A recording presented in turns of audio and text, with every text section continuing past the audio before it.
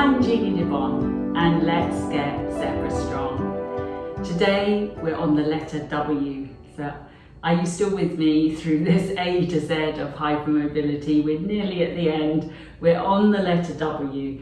Now I was thinking W sit for that hypermobile sitting posture that we like to do in the shape of a W. Can feel really, really comfortable for many of us, but I'm just going to say, don't do it. Even if you can do it, do not do the W sit, because it puts strain on our joints and stretches things in ways that shouldn't be stretched. So try to sit in a more, or an alternative position rather than in that W sit position. But apart from that, W is for weights. So I get asked a lot of times, can I do weights if I've got hypermobility EDS? Is it safe? And the answer is, in my opinion, absolutely yes. Weights are fantastic. Resistance work is fantastic. But there is a caveat, but you have to prepare your tissue first. So if I'm new to exercise and I haven't done anything and I'm having some sort of musculoskeletal pain and maybe some subluxations and, I'm new to all this, probably the worst thing I could do is go ahead and pick up my weights and start doing some, some arm work in the gym or at home, lifting and lowering and doing, because, and we talked about this before, tissue tolerance. So in order for me to be able to do weights, and these are only 1 kilo, so I'm not exactly loading myself up with my hand weights, but other resistance work on the reformer, everything fantastic. If I'm new and I'm just starting out, my tissue won't be toned, won't be tolerant. So if I start loading it up already with some resistance work, it's not going to be very happy because it doesn't know how to handle the increased load.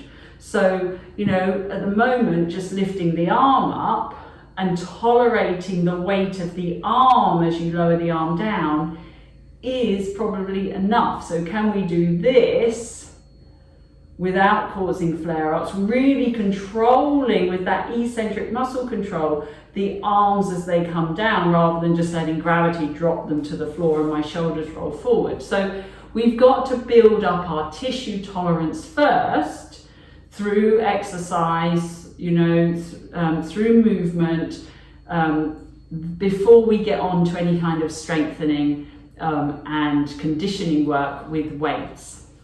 So if, however, you are at that stage and you've been exercising for a while, and a lot of us get to that stage where we think, well, actually, I want to do a little bit more. I'm ready. I feel ready to do a little bit more. How can I do a little bit more? So 0.5 kilo weights, 1 kilo weights, perfectly okay to start with a low level of weight. You don't have to jump into 10 kilos.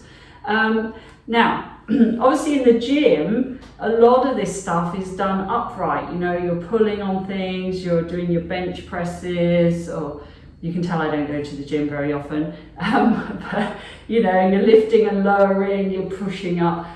I prefer to start lying down on my back. This is how I started with weights, because I've got the support of the ground, and importantly, what's really important is it helps keep my alignment. So if I'm standing up again, I'm just starting out with weights, standing up, and I start doing some arm raises. Now the weight of this additional load could be enough for me to start leaning backwards as I lift my weights, okay, because I haven't yet got enough strength, trunk stability to cope with this additional weight. So I start kind of leaning back. So if you're doing this lying down to start off with, you're going to build that trunk stability, that awareness of that trunk stability, and then bring it up to an upright position. It's much, much safer than doing it and hinging on your back and ending up injuring your back or subluxing a rib or something. So if we just lie down, again, if you're not starting off with weights yet, you can obviously just lie down and visualize that you've got your weights and pretend you've got some weights in your hand, because that will work just as well. Okay, your brain will not really realize the difference if you visualize it. Okay, so just going to lie down. I've got my hands on my weights, taking a moment to just settle into the mat, taking a breath, letting the bones just drop, letting the bones settle. And of course we know that the heavier we feel into the mat, that's our stability. So we need that stability now if we're going to start lifting weights. Okay, so I'm just going to bend my elbows. So I've got my weights now in my hand, shoulders still heavy on the ground. And then as I exhaled, I'm going to feel the shoulders dropping back into the ground as I float those weights up. So we've got this additional weight now, and you can really use the weight to help you feel the weight of your shoulder blades into the ground. So you can really, it's quite nice as long as you haven't hyperextended the elbow. So just enjoy that feeling of the shoulders settling on the ground. And then very slowly start to bend at the elbow, keeping those shoulders heavy as you bring the arms back down. So a nice way to get started, just feeling that weight dropping into the back. Now check that your pelvis feels nice and heavy as you hold those weights above your shoulders. Soft elbows, wrists, hopefully not bending like this. Just check your wrists haven't collapsed. Yeah, try and keep the wrists aligned, really, really important. And then start to bend and come back down. So you can start off doing that. Perfectly great way of starting to feel and appreciate the load coming through the arms into the back. The progression would be to try and raise the whole arm up. Now obviously we've got to make sure that when we do that we're not locking that elbow and letting the shoulder come forward off the mat. So I start with one arm, heavy into my back. Now the weight has to drop through the back of the shoulder, elbow soft, and I'm just going to lift that weight up above my armpit again. Check my wrist has gone a little bit off, so check your wrist, check your shoulder, check your back is heavy. And then this is the tricky bit, this is the eccentric muscle control. Can you slowly lower the arm back down, because the weight is going to make you want to drop that pretty quickly. Okay, and then carefully place it back down. We'll do the other side. Can we lift up, keeping that wrist aligned, keeping the elbow soft, shoulder heavy? Is your pelvis still heavy? Are you settled into your back? Are you clenching your jaw? All those things that we do. And now this is really important. How slowly can you lower that down? Remember, the arms are moving from your back. So you should be loading that tissue from your back rather than the shoulders coming forward, and you're trying desperately to hold on to the weight with the front of your chest. And then obviously the further progression would be trying to lift both weights. Coming up here. So again, check your wrists. Are those shoulders heavy? Now you could come back down, and then to challenge that trunk stability, you could start to take those weights overhead. Now we have to be really careful here that we are holding those weights from the back of our body, because gravity could quite happily drop your arms to the floor here.